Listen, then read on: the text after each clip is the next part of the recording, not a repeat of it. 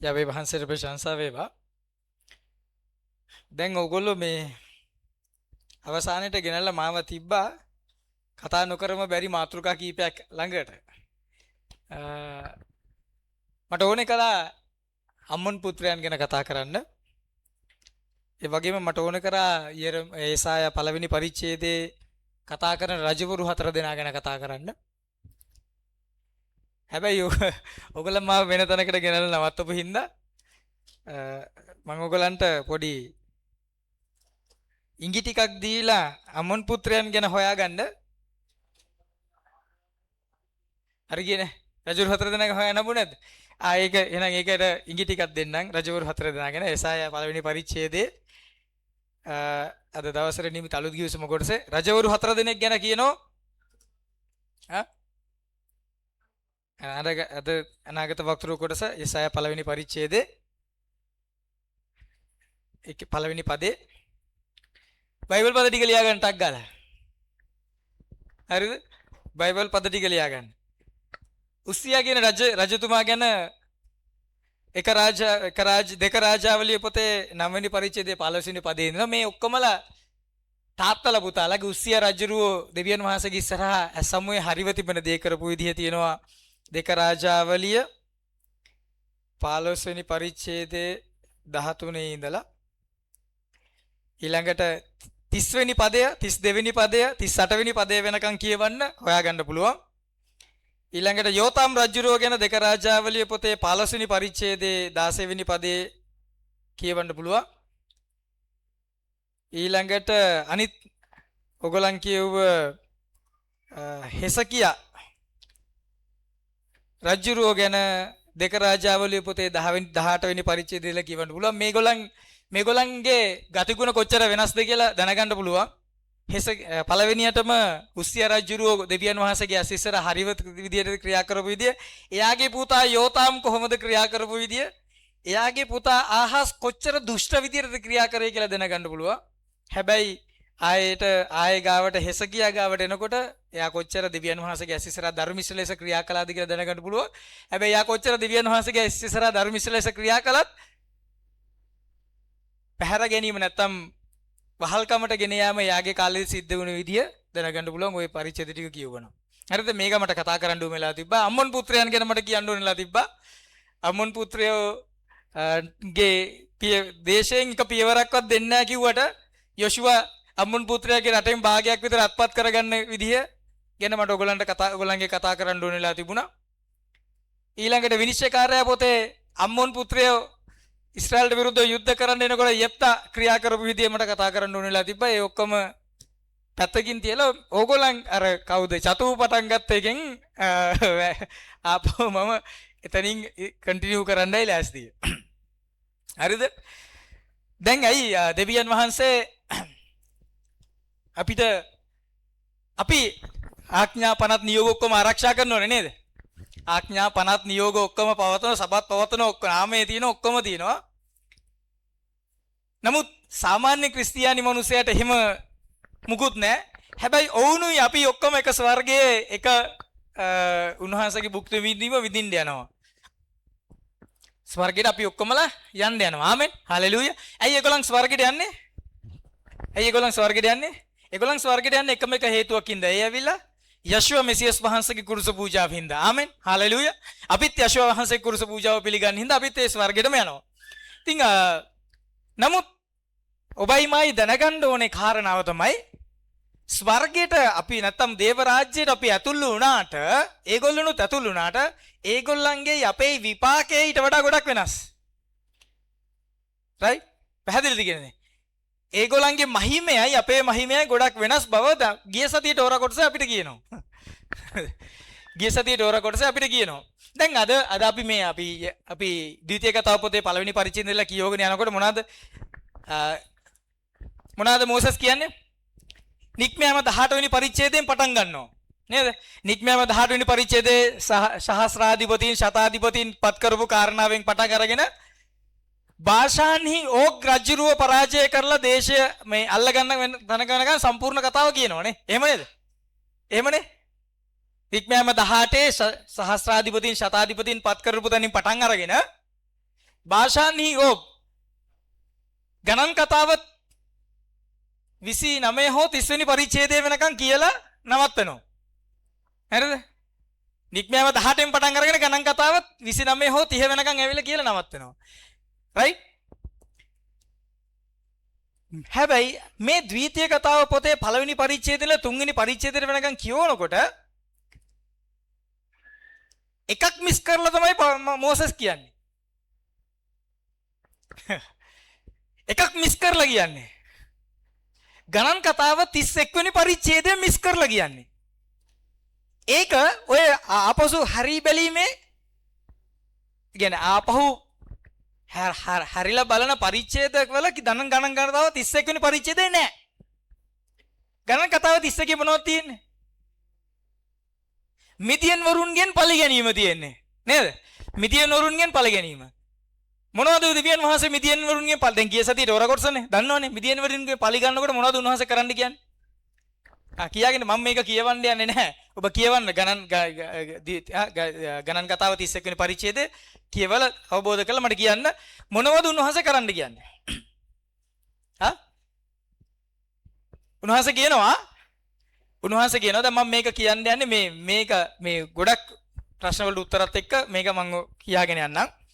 උන්වහන්සේ කියනවා මෝසස්ට කියනවා මෝසස් චමින්ද මල්ලි දෙවියන් වහන්සේ මෝසස්ට කතා කරලා කියනවා මෝසස් උඹ මං උදෙසා ගිහිල්ලා මිදියන් වරුන්ගෙන් පලි ගනින් ඊට පස්සේ උඹේ සෙනගට එකතු කරන්න යනවා කියලා කියනවා. එහෙමනේ කියන්නේ. උඹේ සෙනගට එකතු වෙන්න යනවා. මෝසස් ඔයා අවසාන වශයෙන් කරන්න ඕනේ මොකද්ද? මිදියන් වරුන්ගෙන් පලි ගන්න එක. දැන් මං කලින් වතාවේදීත් ඔබට කියලා තියෙනවා මෝවබ් මිදියන් දෙගොල්ල එකතු වෙලා තමයි බාලාම්ම ශාප කරන්න ගෙන්න ගත්තේ. එහෙමනේ. මෝවබ් වරුයි මිදියන් වරුයි දෙගොල්ල කතා වෙලා තමයි බාලාම්ම ගෙන්න ගත්තේ ශාප කරන්න. හැබැයි දෙවියන් වහන්සේ මොනවාද මෝවබ් වරුන් ගැන කියන්නේ? ඒගොල්ලන්ට විරුද්ධව යුද්ධ කරන්න එපා. ඒගොල්ලෝ පව්. ඒගොල්ලන්ට මම මේ දේශේ දීලා තියෙන්නේ. ඕගොල්ලන්ට එකෙන් බින්ගඟලක්වත් දෙන්නේ නැහැ කියපු දෙවියන් වහන්සේ මිදියන් වරුන්ට මොනවද කියන්නේ? මිදියන් වරුන්ට කියනවා මං උදෙසා ගිහලා උන්ගෙන් පලි ගනින් කියලා. අර රෝම 14 නම රෝම 9. හරිද? පැහැදිලිද කියන්නේ? උන්වහන්සේ මෝවබ් වරුන්ගෙන් බින්ගඟලක්වත් දෙන්නේ නැහැ කිව්ව දෙවියන් වහන්සේ මිදියන් වරුන්ගෙන් ගිහලා පලි ගන්නලු. දැන් මිදියන් වරුයි මෝසෙස්යි අතර තියෙන සම්බන්ධය මොකද්ද? නැත්නම් මිදියන් වරුයි ඊශ්‍රායලුයි අතර තියෙන සම්බන්ධය මොකද්ද? මිදියන් වරු එන්නේ කොහෙන්ද? නෑ යත්‍රෝගෙන් නෙමෙයි. මිදියන් වරු එන්නේ කොහෙන්ද? යත්‍රෝගේ සම්බන්ධයක් තියෙනවා. මං කියන්නේ මිදියන් වරු එන්නේ කොහෙන්ද? කොහෙන්ද එන්නේ? උප්පත්ති 25:2 උප්පත්ති 25:2 ආබ්‍රහම් තව භාර්යාවක පාවගත්තේ ඇගේ නම කෙතුරාය. ඇහු නිසා ගිම්රාම්ද යොක්ෂාන්ත මෙදාන්ද මිදියන්ද ඉෂ්බාද ශුවාද වැදුවාය. මිදියන් වරු එන්නේ කොහෙන්ද? ආබ්‍රහම්ගෙම්මයි. ආබ්‍රහම්ගේ පුතෙක්. ඉස්රායල් එන්නේ කොහෙන්ද? දැන් දෙවියන් වහන්සේ පලි ගන්න කියන්නේ කාගෙන්ද? තමන්ගෙන්ම. තමන්ගෙන්ම සෙනගගෙන්. මෝසස්ට කතා කරලා කියනවා තමන්ගේ සෙනගගෙන්ම පලි ගන්නලු. මෝවාබ් එන්නේ ලොත්ගෙන්. ආබ්‍රහම්ගෙන් නෙවෙයි. නේද? මෝවාබ් එන්නේ ලොත්ගෙන්. හැබැයි මිදියන් එන්නේ තමන්ගෙන්මයි උන්වහන්සේ පලි ගන්න කියන්නේ. ඊළඟට ඔබ ගියොත් නික්මයාම පොතේ 18 වෙනි පරිච්ඡේදයේ නික්මයාම පොතේ 18 වෙනි පරිච්ඡේදයේ පළවෙනි පදයට නික්මයාම 18 පළවෙනි පදයට මිදියන්හි පෝජකයා වූ මෝසස්ගේ මාමාවන යත්‍රෝ. දැන් පලිගන්න කියන්නේ කාටද? මෝසස්ට කියනවා. එයාගේ මාමණ්ඩිගේ පරම්පරාවෙන් ගිහලා පලිගන්නලු. කොහොමද වැඩේ? එයාගේ මාමණ්ඩිගේ පරම්පරාවෙන් ගිහලා පලිගන්නලු. ඊට පස්සේ මං උඹට මැරෙන්න පුළුවන් නේද? ඒක හරි. දිව්‍යන් වහන්සේ අන්තිම ටාස්ක් එක හැටියට මෝසස්ට බාර දෙන්නේ මාර වැඩක් නේ. අන්තිම ටාස්ක් එක අන්තිම ටාස්ක් එක තමන්ගේ භාර්යාවගේ වංශයෙන් ගිහිල්ලා පලි ගන්නලු. අපිට එහෙම කිව්වනම් එහෙම අපි ලොවෙත් ජීවිත ඉන්න හම්බෙන්නේ නැහැ නේ. ගෙදර ඉන්න පුළුවන් වේද? ගෙදර ඉන්න හම්බෙන්නේ නැහැ. නේ? හැබැයි දිව්‍යන් වහන්සේ මෝසෙස්ට කියනවා තමන්ගේ භාර්යාවගේ පරම්පරාවෙන් ගිහිල්ලා පලිගන්නලු. දැන් මේක කියද්දි ටිකක් අමුත මට ඔබට පෙන්වලා දෙන්න ඕන දෙයක් තියෙනවා. ඇත්තටම මේ කතා කරන්නේ මෝසෙස්ගේ පරම්පරාවත් මිදියන් ගැනවත් නෙමෙයි. මේ කතා කරන්නේ ඔබයි මායි ගැන. ඔබයි මායි. දෙවියන් වහන්සේ මම ඔයගලට පෙන්වන්නම් මේ පරිච්ඡේදයෙන් මොකද්ද උන්වහන්සේ කියන්නේ කියලා. උන්වහන්සේ කියන්නේ ඔයාට ඔයාගෙන් පලිගන්න මට මගෙන් පලිගන්නලු. හරිද? මට මගෙන් පලිගන්න ඔයාට ඇයි තමන්ගේම මිනිස්සු මේ පිටස්තර අයද? තමන්ගේම පරම්පරාවේ. ඇයි තමන්ගේම පරම්පරාවෙන් පලිගන්න කියන්නේ? හේතුව කියනවා ගණන් කතාව 31 වෙනි පරිච්ඡේදයේ. ඒ අය මොනවද කරා කියන්නේ? ඒ අය ඉස්රායෙල් මත ශාපයක් උපදින පිණිස වැඩ සම්පාදනය කරාලු. නේද? එහෙම නේ කියන්නේ. ශාපයක් ඉස්රායෙල් සනක එන විදිහට වැඩ සම්පාදනය ලෑස්ති කරා. උගුල්ලට එව්වා. තමන් මතම ශාපයක් එන විදිහට. එහෙම කියනව නේද? මල්ලි දාන්න ගණන් කතාව 31ට. ඇයි පලිගන්න කියන්නේ?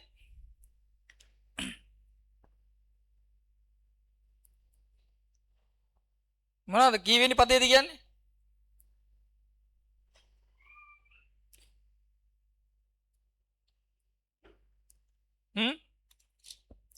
කළ කියනවා තමන් මතම ඉස්රායෙල් මත ශාපයක් එන පිණිස. මට මතක නැහැ කීවෙනි පදේද තිබ්බේ කියලා. ඔය ගණන් කතාව 31 වෙනි පරිච්ඡේදයේ කියනවා ඉස්රායෙල්ගෙන් පලිගන්න මේ මිදියන් වරුන්ගෙන් පලිගන්න කියනවා. ඒකට හේතුව විදිහට කියනවා ඒගොල්ලෝ 8 වෙනි පදේ නේද? නෑ 8 නෙමෙයි. කීයද? ඔයලා කියන්න බලන්න. ඔය තිබ්බේ කියලා.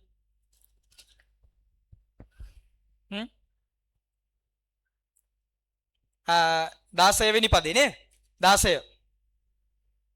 බලව මොහු බාලාම්ගේ මන්ත්‍රණය කරනකොටගෙන පියෝර්ගේ කාරණේදී ඉස්රායෙල් පුත්‍රයන් විසින් යාවේ වහන්සේට විරුද්ධව අපරාධ කරන්න සැලසුවය. ඒ නිසා යාවේ වහන්සේගේ සභාව අතරේ වසංගතය විය. හරිද? ඒ නිසා තමයි උන්වහන්සේ කියන්නේ. දැන් මොකද්ද මේ කියන්නේ? දෙවියන් වහන්සේ පලිගන්න කියන්නේ තමන්ගෙම. ඇයි පලිගන්න කියන්නේ? මම මතම ශාපය උපදවන පිණිස මම ක්‍රියා කරලා තියෙන හින්දා මගෙන්ම පලිගන්නලු. මගේ සෙනගීමෙන් පලිගන්නලු. හරිද? දැන් මේක නිකන් අවුල් වගේ නිකන් දෙකොන පැටලෙනවා වගේ තේරෙනවා නම් මම තව පොඩ්ඩක් ඉස්සරහට යනකොට ඔයගලන්ට මේක ක්ලියර් වෙයි. මේ උන්වහන්සේ මොකද්ද මේ කියන්නේ යන්නේ කියලා. හරිද? දැනට මතක තියාගන්න උන්වහන්සේ තමන්ගෙන්ම තමයි පලිගන්න කියන්නේ. ඇයි? මම වැඩිපුරම මං මත ශාපයෙන්ද වැඩිපුරම ක්‍රියා කරලා තින්නේ ළඟ ඉන්න අයද මම්මද? මං මතම දෙවියන් වහන්සේගේ මගේ මත දෙවියන් වහන්සේගේ දඬුවම එන පිණිස වැඩිපුරම ක්‍රියා කරලා තින්නේ සභාවේ අයද මමද? මම තමයි ක්‍රියා කරලා තින්නේ. මම තමයි වැරදි කරලා තින්නේ. මම තමයි නේද? අගුල් අටවලා තින්නේ. මම තමයි රැවටිල්ලෙන් ක්‍රියා කරලා තින්නේ. ඒ නිසා උන්වහන්සේ කියනවා එතනින් පලිගන්නලු.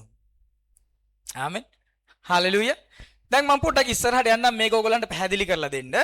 මේ ඇත්තටම කතා කරන්නේ දැන් තව පොඩි ප්‍රශ්නයක් අහන්න ඔයගලන්ගෙන්. දැන් මේ මිදියන් වරුන් එක්ක කරන යුද්ධය සහ අනිත් යුද්ධ දෙක සංසන්දනය කරලා බලුවොත් වෙනස්කම් ගොඩාක් තියෙනවා. මිදියන් වරුන් එක්ක කරන යුද්ධ සහ අනිත් යුද්ධ අපි ගලමු භාෂාන්හි ඕග් එක්ක කරපු යුද්ධේ නැත්නම් අමලෙක් වරුන් එක්ක කරපු යුද්ධේ මේ එකකවත් නැති විශේෂ ලක්ෂණ ගොඩක් මේ මිදියන් වරුන් එක්ක කරන යුද්ධය තුල තියෙනවා. මොනවද තියෙන්නේ? කී දෙනෙක් මේ යුද්ධයට යනවද? 12000ක් යනවා. ඉස්රායල් ගෝත්‍රයකින් 1000 ගානේ 12000යි. අනිත් යුද්ධවල එහෙම ගිය ගාණක් කියනවද? නෑ කිසිම ගාණක් කියන්නේ නෑ. පැහැදිලිද? ඒ ගිඩිය මිනිස්සුගේ පස්සේ ගොඩක් පස්සේ එන එක කතාවක් නේ. මම කියන්නේ මේ දේශයට ඇතුල් වෙන ගාණක් සඳහන් නෑ. ඊට පස්සේ මේ යුද්ධේ කරනකොට වෙච්ච සිදුවීම් වල විශේෂත්වයක් තියෙනවා. මොකද්ද විශේෂත්වය? යුද්ධයට යන පිරිමියා විතරයි කොහොමද? පිරිමියා විතරයි මරන්නේ. හරි. පිරිමියා විතරයි මරන්නේ. තව දේශේ ඉන්න මිදියන් වරුන්ගේ පිරිමියා විතරයි මරන්නේ. ගෑනුවව ගෙනල්ලා මරනවා. හරි. ඒක වෙනම කතාවක්. ඒක පැත්තේ දියමු. අපෝ වරන් ඇවිල්ලා ගෙනල්ලා තමයි ගෑනුවව මරන්නේ. right. තව විශේෂ දේවල් තියෙනවා. මතක නැනේ. හරි මම කියන්න.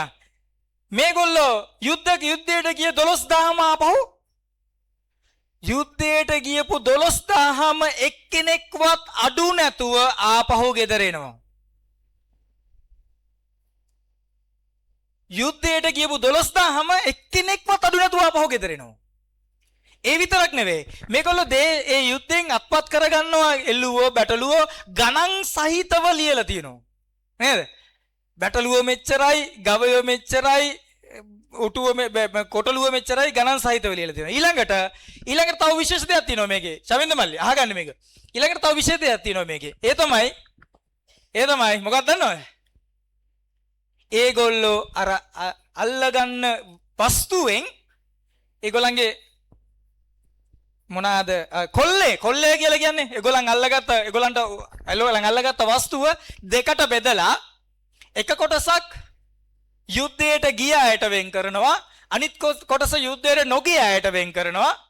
යුද්ධයට ගිය අයගෙන් කොටසෙන් 500න් එකක් දෙවියන් වහන්සේට ප්‍රථම ඵලයක් හැටියට පූජා කරනවා.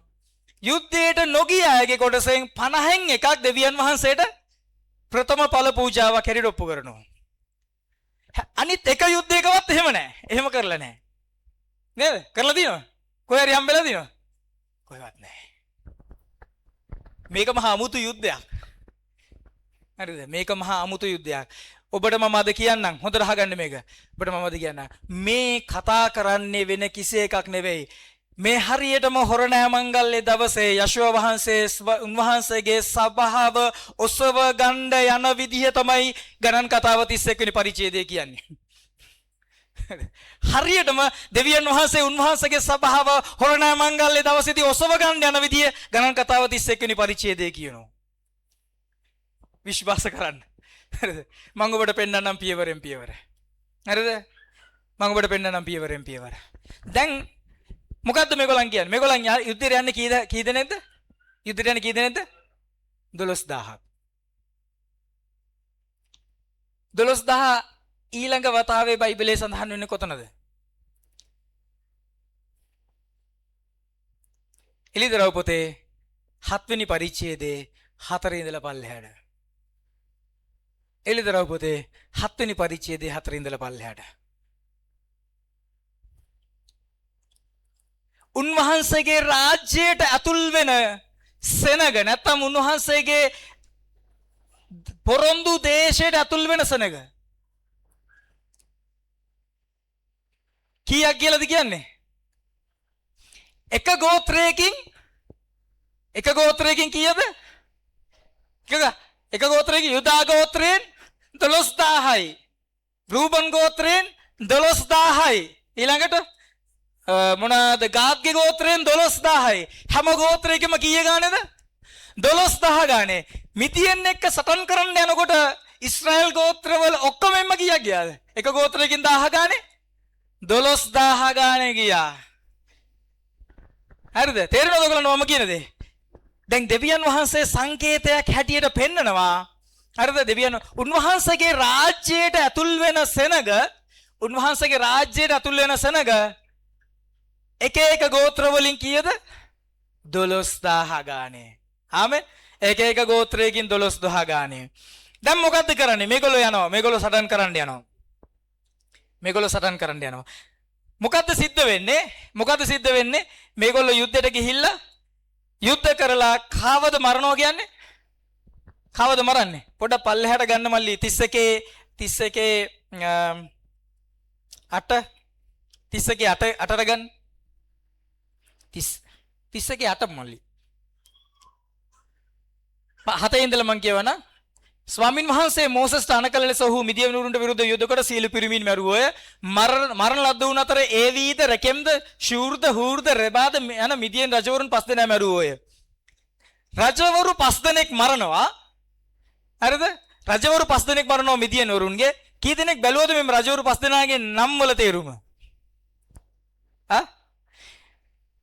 ඒවි කියන රජුරුවන්ගේ නම, ඒවි කියන යුදෙව් මේ මිදියන් රජුරුවන්ගේ නමේ තේරුම මයි ඩිසාය. මගේ මරණු ලැබූ පළවෙනි රජුරුවන්ගේ නම ඇවිල්ලා මයි ඩිසාය. මයි ඩිසාය කියන්නේ මොකද්ද?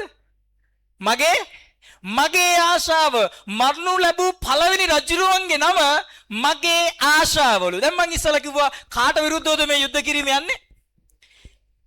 මට විරුද්ධව යුද්ධ කරන්නේ. ආමෙන්. මම යුද්ධ කරන්නේ මට විරුද්ධව. මරණු ලැබූ පළවෙනි රජුරුව කවුද? මගේ ආශාව. මොනවටද යුද්ධ කරන්නේ? දේශය අත්පත් කරගන්න. දැන් ඔබ තේරුම් ගන්න ඕන එක දෙයක්. ඔබ තේරුම් ගන්න ඕනේ. දැන් ඇයි මේගොල්ලන් ප්‍රථම ඵල පුද කරන්නේ? මේ කොල්ලෙන් ප්‍රථම ඵල පුද කරන්න ගිහිල්ලා මේ මිදියන් වරුන් එක්ක සටන් කරලා අනිත් අයත් එක්ක සටන් කරාට ප්‍රථම ඵල පුද කරන්නේ නැත්තේ? මිදියන් වරුන් එක්ක කරන සටන තමයි ඒගොල්ලෝ දේශය අත්පත් කරගන්න පිණිස කරන පළවෙනි සටන.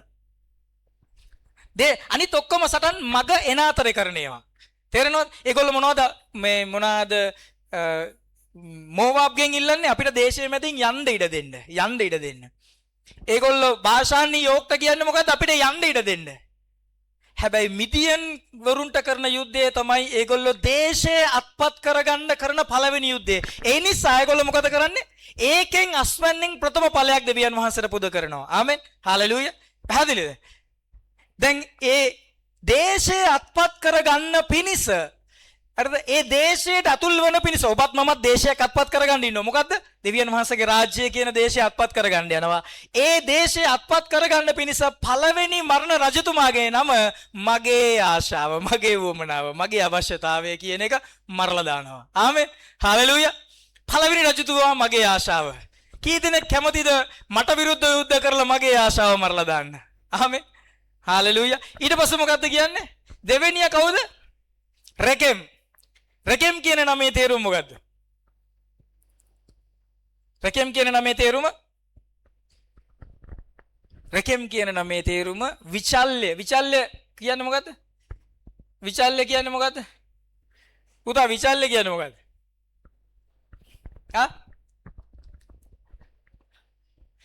අස්ථීර බව, වෙනස් වෙන සුළු බව. අස්ථීර බව නැත්නම් වෙනන සුළු බව. පළවෙනි රජුරුව මගේ ආශාව, දෙවෙනි රජුරුව අස්ථීර බව. අස්ථීර බව මරලා දැම්මලු. ඊට පස්සේ තුන්වෙනි රජුරුව ෂූර්. ෂූර් කියන නමේ තේරුම ඇවිල්ලා මොකද්ද? ෂූර් කියන නමේ තේරුම රොක්, ගල, පර්වතය. තුන්වෙනි රජුරුව ෂූර්. පර්වතය කියන්නේ මොකද්ද? තදකම, දැඩිකම. තේරෙනවද ඔයගොල්ලන්ට මම කියන දේ? දේශය අත්පත් කරන්න නම් මගේ ආශාව මරන්න ඕනේ. ඊළඟට අර මොකද අස්ථීර බව මරන්න ඕනේ. තදකම මරන්න ඕනේ. හතරවෙනි රජුරුවන්ගේ නම හූර්. හූර් කියන නමේ තේරුම හෝල්, සිදුර. සාතන්ට අරපු සිදුරු ටික, ඒව ටික සාතන්ට තිබ්බ දොරවල් ටික මගේ ජීවිතේ දේශය අත්පත් කරගන්න නම් මරලා දාන්න ඕනේ. ආමෙන්. කී දෙනෙක් තේරෙනවද මං කියන්නේ? දේශය අත්පත් කරගන්න මරලා දාන්න ඕනේ. පස්වෙනි රජුරුවන්ගේ නම මොකක්ද දන්නවද? රෙබා. රෙබා කියන නමේ තේරුම 4. රෙබා කියන නමේ තේරුම 4. උන්වහන්සේ අර කියපු 4, ඒ කියපු 4 මොනවද කරන්න ඕනේ? දේශය අත්පත් කරගන්න පිණිස මරලා දාන්න ඕනෙලු. ආමෙන්. හාලෙලූයා. දේශය අත්පත් කරන්න මරලා දාන්න ඕනෙලු. ඊළඟට 6 වෙනියෙක් මරනවා. කවුද 6 වෙනියා? බෙයෝර්ගේ පුත්‍ර වූ බාලාම්. කවුද බෙයෝර්ගේ පුත්‍ර වූ බාලාම් කියන්නේ? බොරු අනාගත වක්තෘවරයා. කී දෙනෙක් දන්නවද උන්වහන්සේ රජකම් කරන්න මධ්‍යවකාශ මේ මොනවාද උන්වහන්සේගේ රජකම් කරන්න එන දවසේ මොනවද කරන්නේ? සාතන්ගේ අනාගත වක්තෘවරයා, බොරු අනාගත වක්තෘවරයා මොකද කරන්නේ? එයා මොකද කරන්නේ? දේශය අත්පත් කරගන්න පළවෙනි දවසේම ලිතර පොතේ කියනවා බොරු අනාගත වක්තෘවරයා ගිනි බිලට දානවලු. සාතන්ව අවුරුදු 10කට බඳිනවා. බොරු අනාගත වක්තෘවරයාව සදාකාලික ගිනි බිලට දානවලු. ආමෙන්. කී දෙනෙක්ට තේරෙනවද මේ මොකද්ද මේ කියන්නේ කියලා? කී දෙනෙක්ට තේරෙනවද මේ කියන්නේ? උන්වහන්සේ රජකම් කරන්න එන දවසේදී දේශයට අතුල් වෙන්න ඕන නම් මම මටම විරුද්ධව යුද්ධ කරලා මගේ ආශාව, තදකම, සිදුරු ඔක්කොම මරලා දාන්න ඕනේ. ආමෙන්. හාලෙලූයා. එතකොට උන්වහන්සේ බොරු අනාගත වක්තෘවයව මරලා දේශය අත්පත් කරගන්න උන්වහන්සේ කරුණාව දෙනවලු. ආමෙන්. හාලෙලූයා. රජවරු 5 දෙනෙක් ඇයි කියලා දන්නවද? රජවරු 4 දෙනෙක් දාන්න නැතුව 5 දෙනෙක් දැම්මයි කියලා දන්නවද? පස්වෙනියගේ නම 4. 5 දෙනෙක් දැම්මේ අනුග්‍රහයේ හින්දා. ආමෙන්. 5 අනුග්‍රහය. මගේ සිදුරු තිබුණා. ගල් සිත තිබුණා. හරිද? මගේ ආශාවන් වලට මං ඉඩ දීගෙන මගේ ආශාවන් තමයි මගේ ජීවිතේ රජ කරේ. ඒත් දෙවියන් වහන්සේගේ අනුග්‍රහය මගේ ජීවිතේ තියෙනවා. මොනව කරන්නද?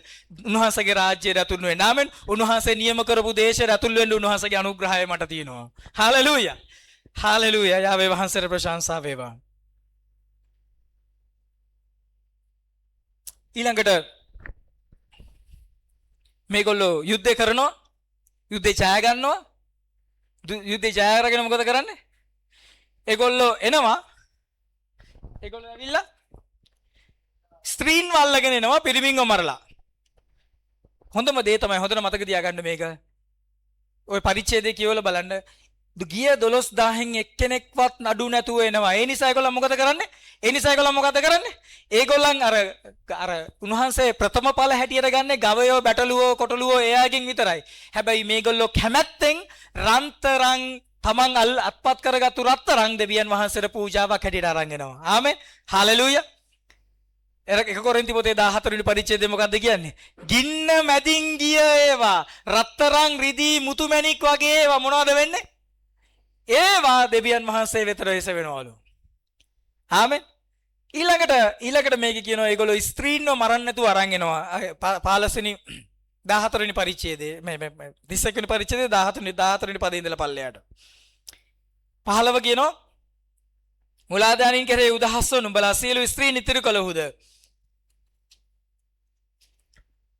කියලා කියනවා. ඔයගොල්ලෝ ස්ත්‍රීන් ඉතිරි කරාද? ස්ත්‍රීන්ව ඉතිරි කරාද? ඇයි? කියලා මෝසස් මොකද කරන්නේ? අරන් ආපු කියන්නේ විවාහ නොවිච්ච කන්‍යා මොනවාද තරුණියන් විතරක් තියාගෙන විවාහ වෙච්ච නැත්තම් පුරුෂයන් අසුරු කරපු ඔක්කොම ස්ත්‍රීන් මරලා දාන්න කියනවා. ඇයි මරන්න කියන්නේ? ඒගොල්ලෝ තමයි ඊශ්‍රායෙල් මත ශාපයක් එන පිනිස ක්‍රියා කරපු අය. ආමෙන්. ශාපයක් එන පිනිස ඉස්රායෙල් සෙනගව පොළඹව ගත්තු අය.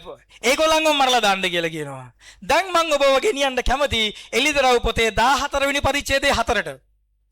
එලිදරව් 14. හොඳට මතක තියාගන්න මේ ස්ත්‍රීන් තමයි මිනිසයන් මත ශාපය උපදවන පිනිස පොළඹව ගත්තේ. ආමෙන්. මිනිසයන් ඉස්රායෙල් සෙනගව පොරොන්දු දේශයට ඇතුල් නොවෙන්න පොරොන්දු දේශයට ඇතුල් වෙන එක වළක්වන පිනිස මේ ස්ත්‍රීන් තමයි ක්‍රියා කළේ. හරිද? දැන් එලිදරව් 14 4 වෙනි පරිච්ඡේදයේ කියනවා ස්ත්‍රීන්ගෙන් කිලිටි නොවූ මොහුය. මක්නිසාද මොහු ඔවුන් විසින්ම පවිත්‍රව සිටියෝය. බැටළුපට කියනවා මේකේ තියෙනවා මදි මේකේ කැල්ලක් අඩුයිද කොහෙද මන් දන්නේ නැහැ.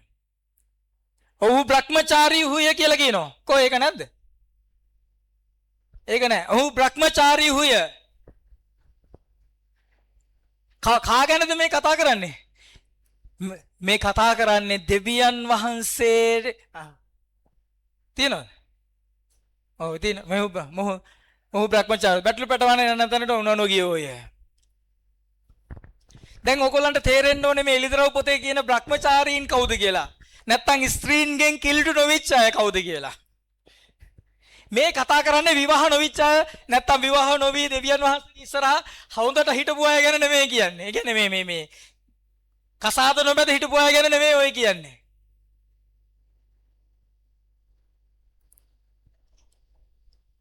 එහෙනම් කා ගැනද කියන්නේ? මේ කතා කරන්නේ අර ඊශ්‍රායෙල් සෙනග පාපයට පොළඹව ගන්න පිනිසාපු ස්ත්‍රීන් වගේ ස්ත්‍රීන්ට රැවටිච්ච නැති අය. තේරෙනවද කියන්නේ? ඒ කියන්නේ මොකක්ද දන්නවද?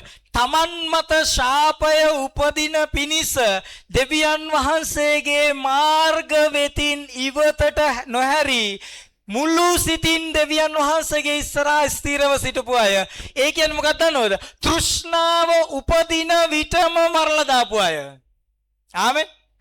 තෘෂ්ණාව සිත තුළ උපදිනව නේද? කලින් අපේ සභාවේ පාස්ටර් කියනවා කතාවක්. එයා කියනවා හැමතිස්සෙම කපුට ඔළුවට උඩින් ඉගිලුණාට කමන්නේ නැහැ පුතේ. ඌට ඔළුවේ කුඩු හදා ගන්න දෙන්න එපා කියලා. කියනෝනේ. කපුට ඔළුවට උඩින් ඉකිලුනාට කමක් නෑ පුතේ. හැබැයි ඌට ඔළුවේ කූඩු හදාගන්න දෙන්න එපා කියලා. අන්න දැන් මිදියන් ස්ත්‍රීන් ඉන්නවා ඔබව පාපයට පොළඹව ගන්න. තේරෙනවද? හැබැයි ඔබට තියෙනවා මොකද තියෙන්නේ? ඔබට තියෙනවා යුතුයකමක් වගකීමක් ඒ ස්ත්‍රීන්ගෙන් වැළකී ඉන්න. ආමෙන්. හාලෙලූයා. ඒක තමයි ඉලිතරව පොතේ 14 කියන්නේ. ඊළඟට ගණන් කතාව තිස්සේ කියන්නේ ඒ ස්ත්‍රීන් තෘෂ්ණාව නැමැති ස්ත්‍රිය.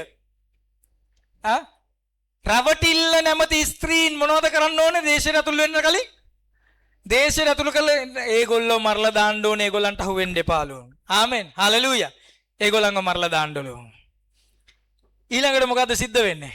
ඊළඟට ඒගොල්ලෝ ගිහිල්ලා කොල්ලයක් අරගන්නවා. ගණන් හිලව් මම කියන්නේ නැහැ. බැටළුවෝ 32000ක්ද ඔන්නෝම ලොකු කතන්දරයක් කියන ගණන් හිලව් මම දන්නේ නැහැ. ගන්නෙ නැහැ. නමුත් ඔබ තේරුම් ගන්න ඕනේ. අපි මෙහෙම ගමුකෝ. බැටළුවෝ 1000ක් ගත්තා හම්බුණා නම් ඒගොල්ලන්ට නේද? බැටළුවෝ 1000ක් හම්බුණා නම් ඒගොල්ලෝ දෙකට බෙදනවා. 500ක් ඒ පැත්තට දානවා 500ක් මේ පැත්තට දානවා. එක 500ක් යුද්ධයට ගියපු අයට අනිත් 500 යුද්ධයට නොගියපු අයට. ඇයි එහෙම බෙදන්නේ? අර යුද්ධයට නොගිය අය ඒගොල්ලන්ට බෑ කම්මැලි කියලාද ගියේ නැත්තේ? නැත්තම් ඒගොල්ලෝ යුද්ධයට යන්න කැමතියි හැබැයි දෙවියන් වහන්සේ තෝරගන්න කිව්වේ 1000යි. ඒ හින්දාද ගියේ නැත්තේ? තේරෙනවද? මම අහන ප්‍රශ්න ඔයගොල්ලන්ට තේරෙනවද? ඒගොල්ලෝ යුද්ධයට ගියේ නැත්තේ ඒගොල්ලන්ට කම්මැලි හින්දාද බැරි හින්දාද? එහෙම නැත්නම් දෙවියන් වහන්සේ තෝරගන්න කිව්වේ 1000යි හින්දාද? දෙවියන් වහන්සේ තෝරගන්න කිව්වේ 1000යි හින්දා ඒගොල්ලන්ට යුද්ධයට යන්න chance එකක් හම්බුන්නේ නැහැ. ඒ නිසා ඒගොල්ලෝ මොකද කරන්නේ? යුද්ධයට නොගිය අයටත් කොටසක් වෙන් කරනවා. පැහැදිලිද? කොටසක් වෙන් කරනවා. හැබැයි පොඩි වැඩක් තියෙනවා. අපි මෙහෙම කියමු යුද්ධයට ගිය 12000යි. නේද? යුද්ධයට ගිය 12000යිනේ. ඊශ්‍රායල් මුළු සෙනඟ කීයක් ඉන්නවද? පිරිමි අය? 6,01,000 3000 ඇවිල්ලා මිසරෙන් පිටත් වෙනකොට 6,01,355යි. මට මතක හැටියට 6,01,355යි ඉන්නේ. හරිද? 6,01,355න් 12000ක් අඩු කරොත් කී දෙනෙක් ඉන්නවද? 6,01,000 5 ලක්ෂ අඩුම වශයෙන් 5 ලක්ෂ 80,000කට ආසන්න ප්‍රමාණයක් ඉන්නවා. නේද? 5 ලක්ෂ 80,000කට ආසන්න ප්‍රමාණයක් ඉන්නවා. දැන් හොඳට අහගන්න මේක. අර ගෙනාපු මේ මොනවාද කොල්ලෙන් 5 ලක්ෂ 80,000කට එක භාගයක් යනවා 12,000කට එක භාගයක් යනවා.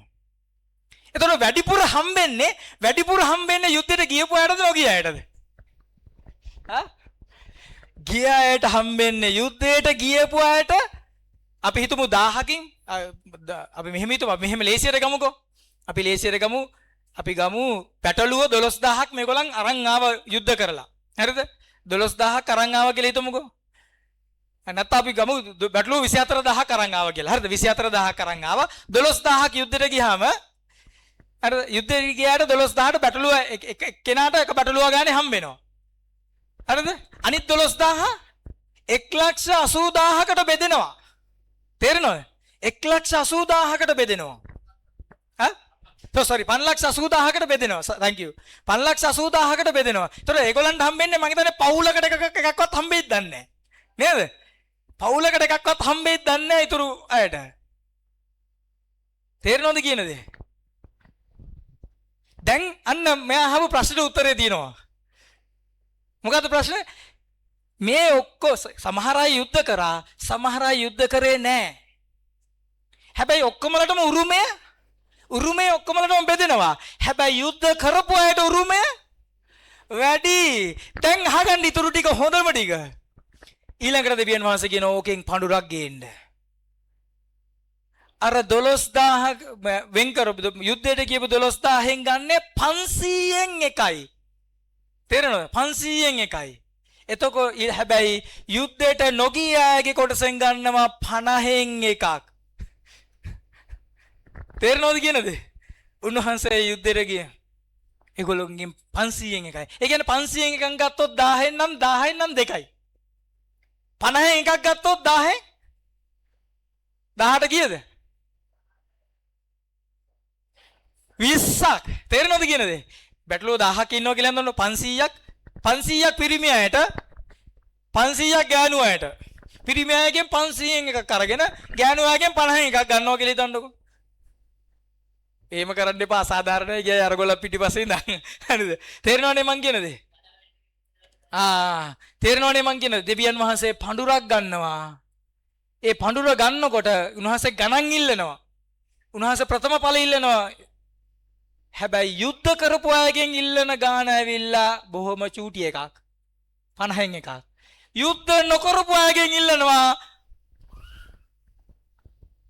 50න් එකක්. sorry ඉස්සලා යුද්ධ කරපු අයගෙන් 500න් එකක්. 500න් එකක් ඉල්ලනවා. යුද්ධ නොකරපු අයගෙන් ඉල්ලනවා 500න් 50න් එකක්. පැහැදිලිද කියන දේ?